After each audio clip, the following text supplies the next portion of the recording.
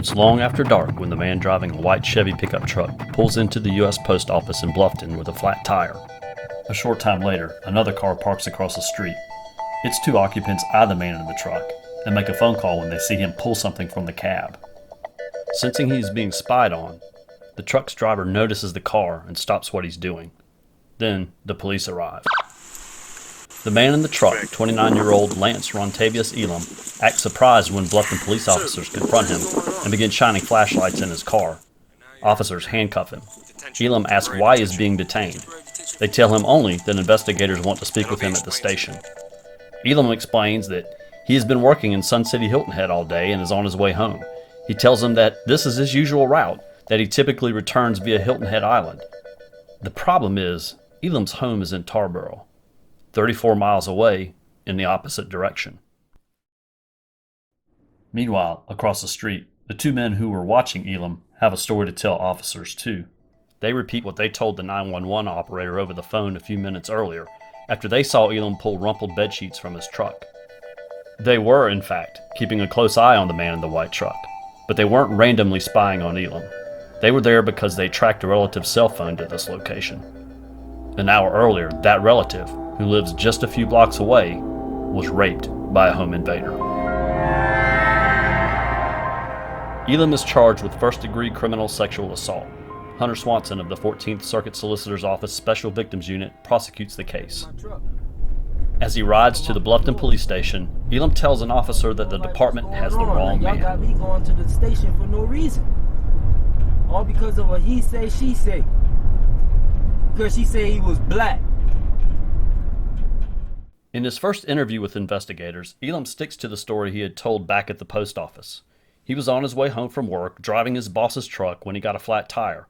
He walked to Walmart to purchase Fix-A-Flat. When he came back, he discovered someone had stashed bedding in the floorboard of his truck. He thought it might have been the men he saw looking at him in the parking lot. But Bluffton officers are hearing a much different story at the victim's house. The 44-year-old woman agrees to let a sexual assault nurse examiner collect DNA evidence from her body, but she is too distraught to repeat the story she has already told relatives, so her daughter provides the details. The victim was asleep in bed. She awoke to find a black man with dreadlocks standing over her. He attacked, trying to make her perform oral sex on him. She resisted, but then he raped her. When the attack was over, he forced her to bathe while he removed all the bed linens and collected the pink underwear she had been wearing. He took her cell phone and a watch, too, before making his escape. Authorities discovered the bed sheets, the phone, and a watch belonging to the victim in the truck that Elam was driving that night. The pink panties were there, too. Back at the police station, just before Elam is to be taken to the county detention center, he relents. This time, he admits everything. Elam said he did not know the victim. He picked her at random. He tells police he walked to the victim's house from a nearby convenience store to stake it out. He stood in her open garage. He checked the rear of the house until he found an unlocked window. Once inside, he looked around to make sure the woman had no dog and no husband. Then, Elam walks to the bedroom, where his victim is sleeping. He stands there several minutes, just looking. He shifts his feet. A floorboard creaks. The woman stirs. Then, jumped on the bed like I was an animal or something, man.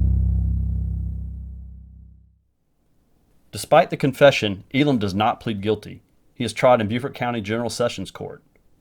At trial, the victim is too distraught to testify. So in this case, we were fortunate to have a very strong case with both physical evidence that the defendant was caught with, as well as DNA and a confession. It's unusual that we are able to go forward with a sexual assault case without the victim, because there is the issue of consent. Had the defendant not been so detailed in his chilling confession, we probably would not be here today. And, you do run the risk of the defendant trying to take that confession back and telling a different story. And that is exactly what happened. Elam takes a stand and offers his third version of the events that transpired that evening. He claims that he and the victim had a month-long secret affair, that the sex that night was consensual. He flubbed one small detail, however. He referred to her by the incorrect first name.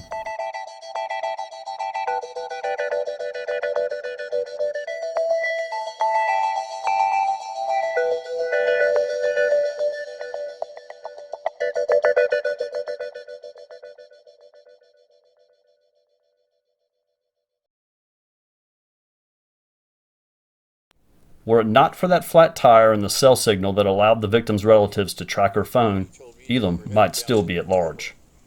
The criminal justice system might not be finished with Elam yet, though, for his DNA was linked to more than the evidence in this Bluffton case. His profile also matched rape suspects in Texas and North Carolina, where he could face as many as 23 additional charges. This was a true home invasion, stranger rape, which is every woman's worst nightmare. I actually have a friend who won't stay at home alone when her husband's gone because she's afraid of the raper. She's packed up her bags, come to my place, spent the night, and I can't tell her that that man doesn't exist, because he does, and he was just convicted.